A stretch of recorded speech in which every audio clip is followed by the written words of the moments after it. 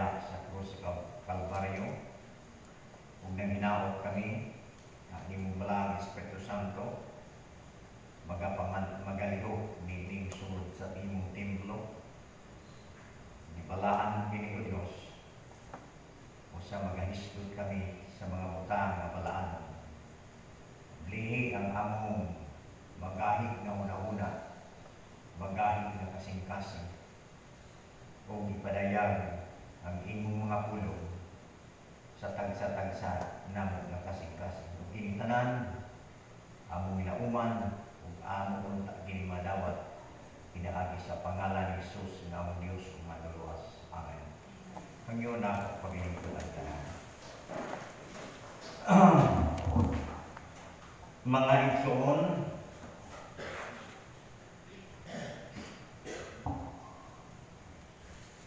ang ikapitong pulong sa Dios ni Jesucristo diha sa krus sa Kalbaryo mao ang ikapitong pulong.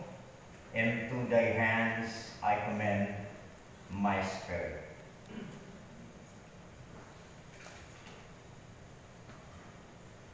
And this world is a battle against death. Death is going to come.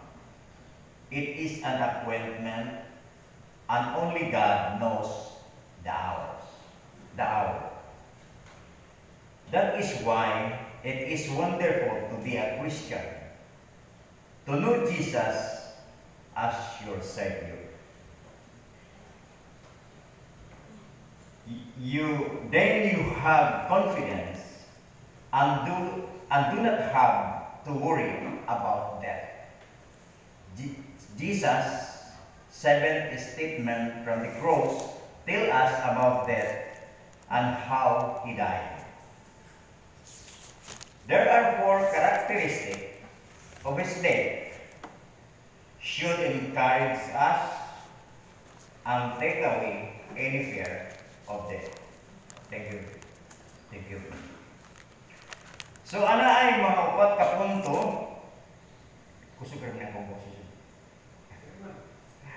Ana ay upat ka punto nga atong pamalanduman about sa kamatayon ni Jesus. Una, he died actually.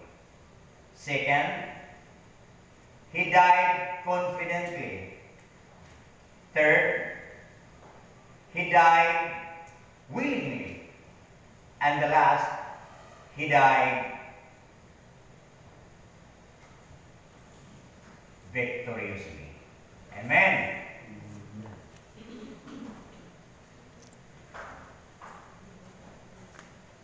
He died actually,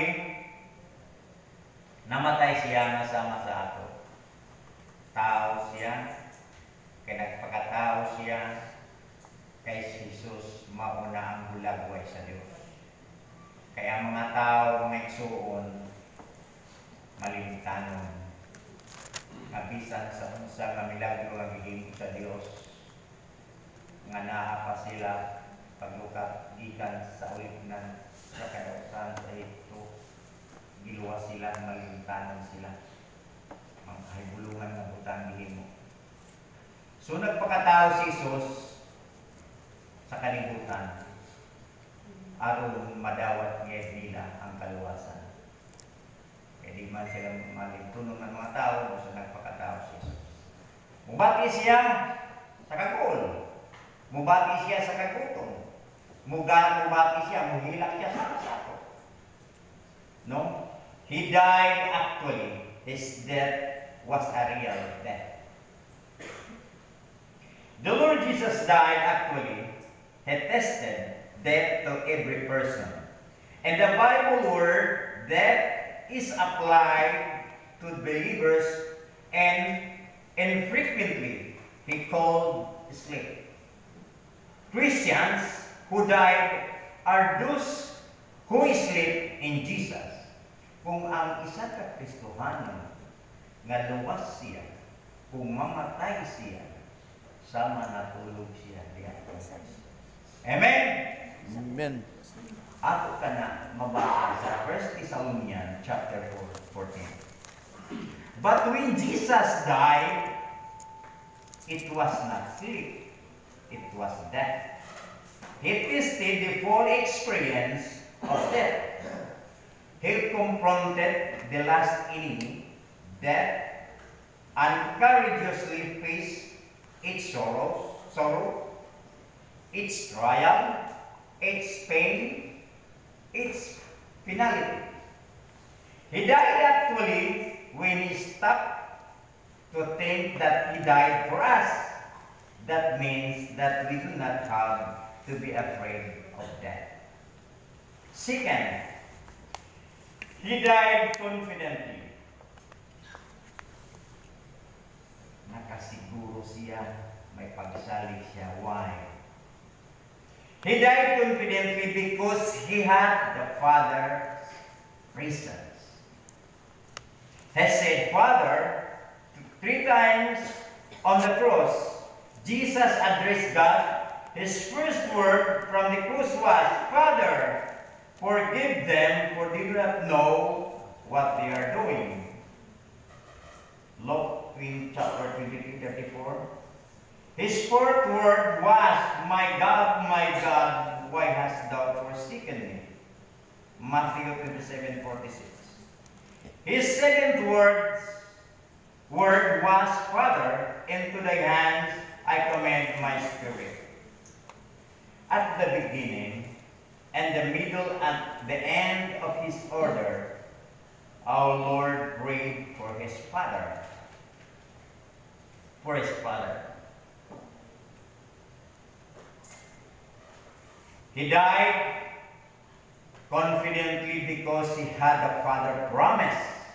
Our Lord quoted part of Psalm chapter 31, verse 5. Into thy hands I commit my spirit that has redeemed me, O Lord God of truth. When Jesus prayed, Father, forgive them, for they do not know what they are doing.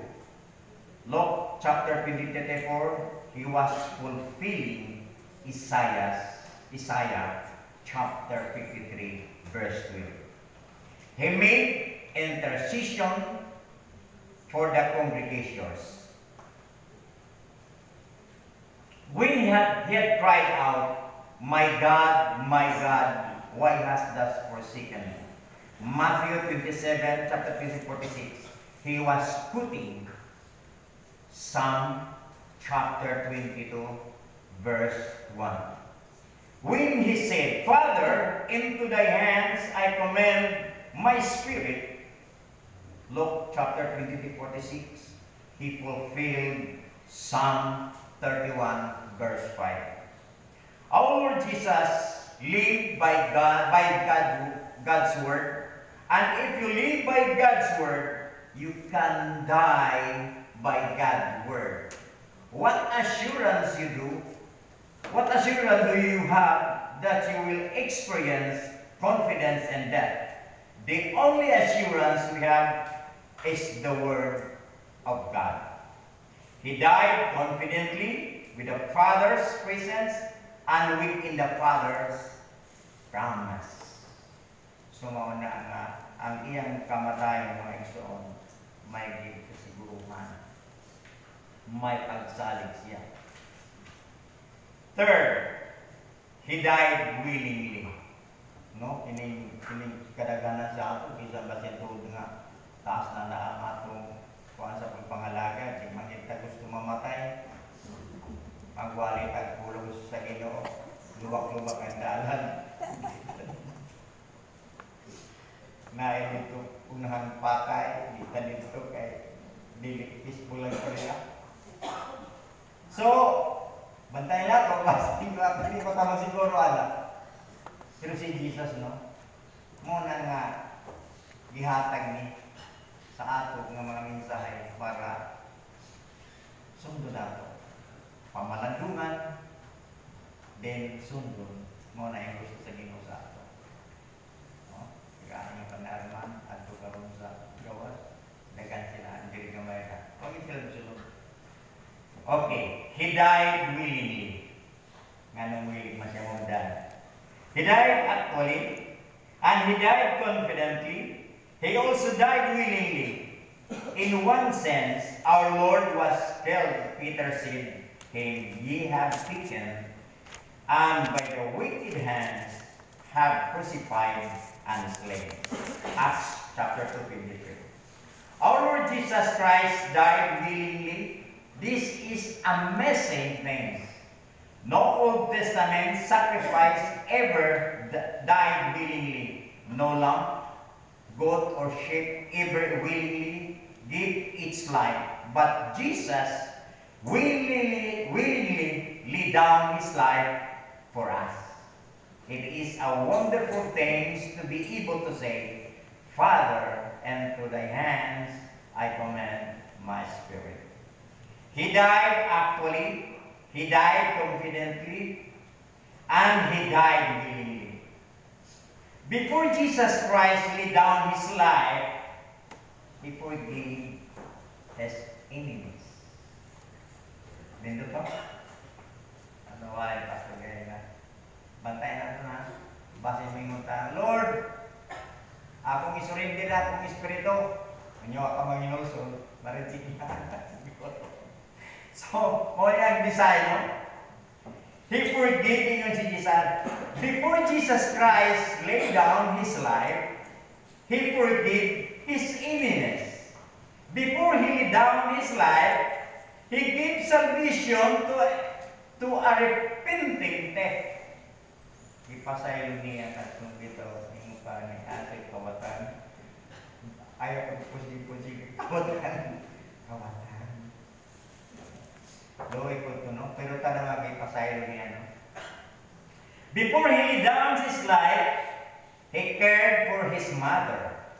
Before He laid down His life, He finished His work. He finished the work God gave Him to do.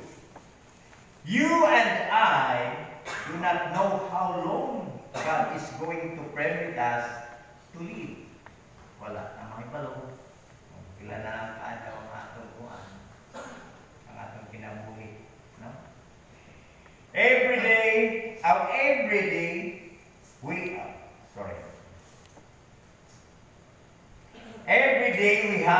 every minute we have is a gift of His grace. Mo na ang grasya nga atong nadawat kami. Kamakayo ni Jesus, grasya. Gift. Mga panila. Gift. Dawato na lang na. Usay pagdawat na, hindi pa ginatuablihan. Mo na hindi ka makamalo. Unsa ang kamausuran? What is the truth? No? So, I reiterate, no? Kung wala pa kung magbasag Biblia, dili siya pumuli tayo sa LTO. Pero, what is money after all? Masama ni mong kwarta, ni mong talag, daot ng patay. Mauna ang preparasyon. And thank you for that. Nga ang Ginoo nag-open sa akong mind. No? Mauna. Kung pa na ko mabasa to, dili ko magwal. Pilang edad na ako. 64 na ako. Tuapay sa Katolik. Nag-retire ko sa COVID 2000. Nag-edad ko 61. Tuapay upat. Milyon na matipo na ako ng Katolik. Pero what is million? After all, umangin mo kinabuhi. Wala na. Ang ipiparahan nato ang kinabuhi na walay katapusan. Ang atong ipaningkamutan ang mga butang na lumalakay lang. Sumauna si Jesus nagpakamatay. Usahay na kuban na ay baptist nga wala na mag sa ulo sa manian kay inyong paniya mura kag Katoliko. Bahala mo sulod kag Katoliko nga agi basta kamatuoran. Di ba sabtan? Mauna mag-pray ka about wisdom. Wisdom from God. Di gikan sa kalibutan. May kaamang nga gikan sa kalibutan. Okay, let us continue.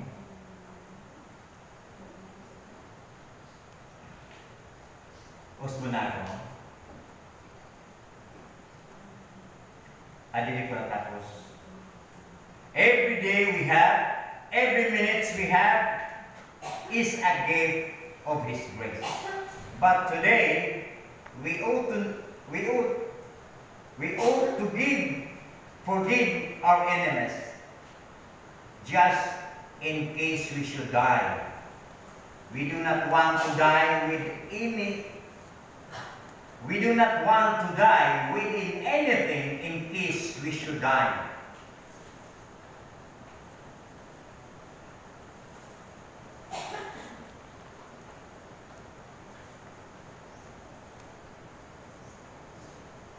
We do not want to die within anything in our hearts against anybody. We want to come to the time of death having shared salvation with others. Mao na yung pinaka-importante, no? Na-deserve ka mamatay, makashare ka about the salvation sa mga tao. Naya ko na city bistahan nga mga tigulang.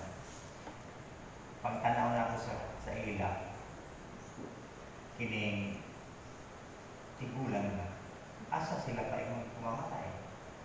Maunang konsensya sa ako, bisira na ko sila kulong. Kining sa ministry sa Ginoo, mugas tumanta, kaya kung di ka mo pa ko, huwag mo kubit. Karoon di pan-anak ko may kubit. Padayon ka, imo okay mo ang kanan. Nadawat mo lang. Nidawat naman siya ni Jesus. Nidawat naman si Jesus. Bibisita ko kahapon. Gusto naman mo brad. Asa naman si William Awilpillo. So asa yan. So mga igsuon maugay na ang gusto sa Diyos. Ni Jesus Cristo nga nagpagamatay siya. Mauna ka ng ikaw na kanang sa Mateo, ano na naisbutan nato, Mateo Kapitulo 28, so 19-20. Pero mula ka o katiara sa simbahan o sa balay, wanay lain na ka o. Napata. Kanang ingon ang imong kinabuhi, asakikan. Ang imong usog, asakikan. Okay.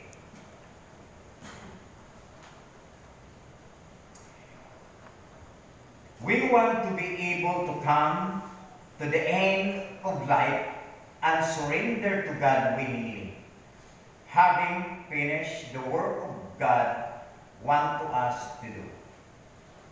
Then, last, He died victoriously. I repeat, He died victoriously. Ayaw sugot nga mamatay ka nga kaibigo. Why surrenderay? Ayaw tuguti sa base kay gidawat ni mo si Jesus nga imong Diyos ug manluluwas. Unya dili na ka mag-fellowship, dili na ka mubasa, bantayan kay basin mayong ka. Into thy hands I commend my spirit, Lord. Unya, ready ka. Huwag makumplito ang imong mission. Dito, no? Nga na ginangatong kuhan. Kailangan mamatay ka ng managugon. Dahil mga Kristohanon, hindi ka makasiguro. Kaya galuwasan, hingaman siya. Dino ang decision. So, okay. He died actually, He died confidently, and He died willingly.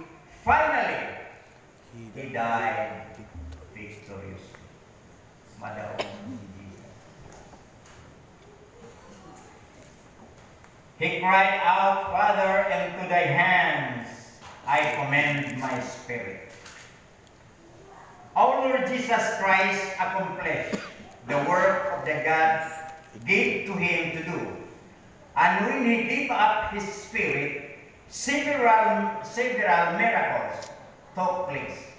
The veil of the temple was turned from top to bottom, and God opened the way into the Holy of Holies.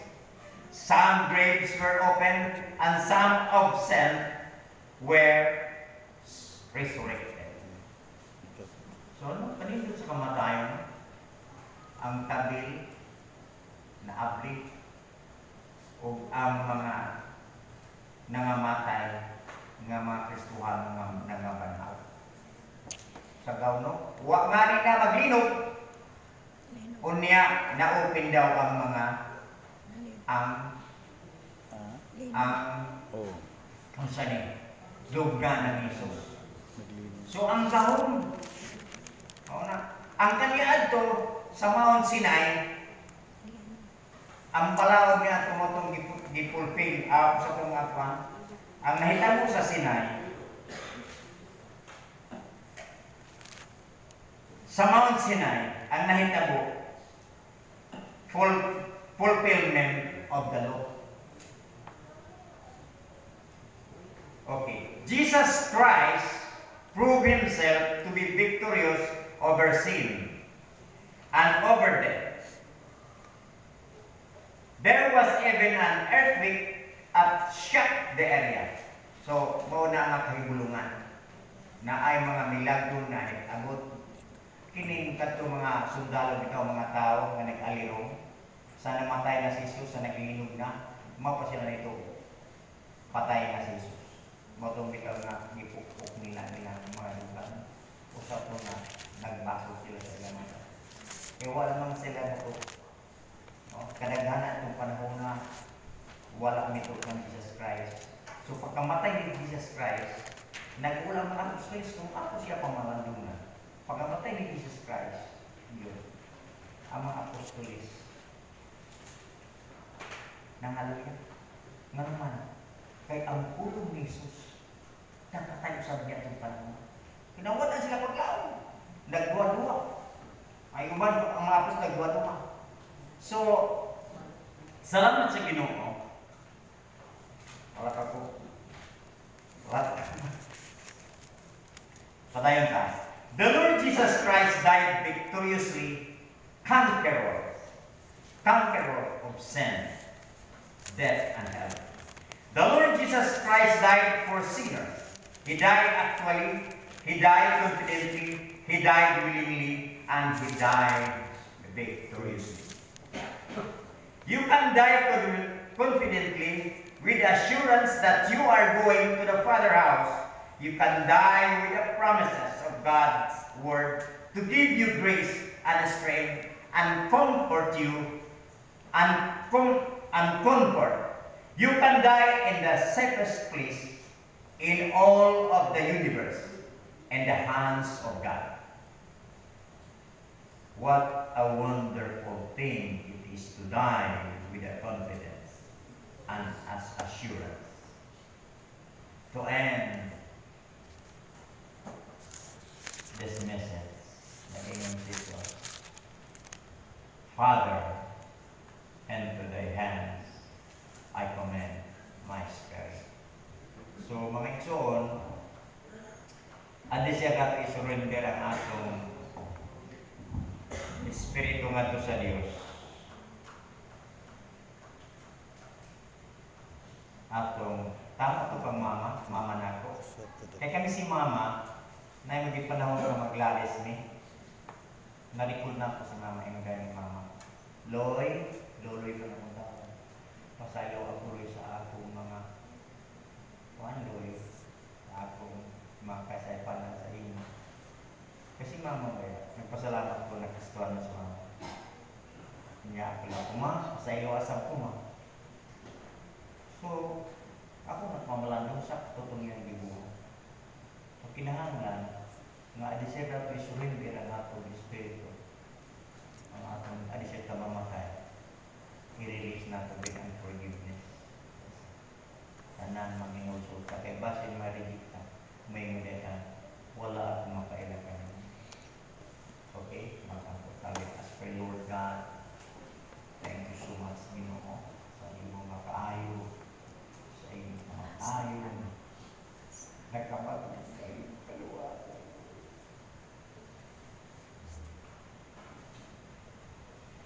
Salamat sa iyong mga kaluoy.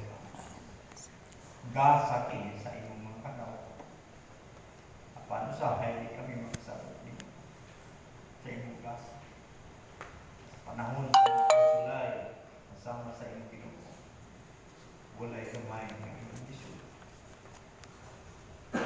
Imo nag-aampo kanunay sa mga katawan, mga kapasipal. Ginoo, tabangan kami nga kini-imo makapuyo ang pinibatunan ng tanan nimo. Gikan ka hangtod sa katapusan sa among kinabuhi, hangtod sa iyong pagbalik. And all these things we pray in the name of Jesus. Amen. Amen. Mayang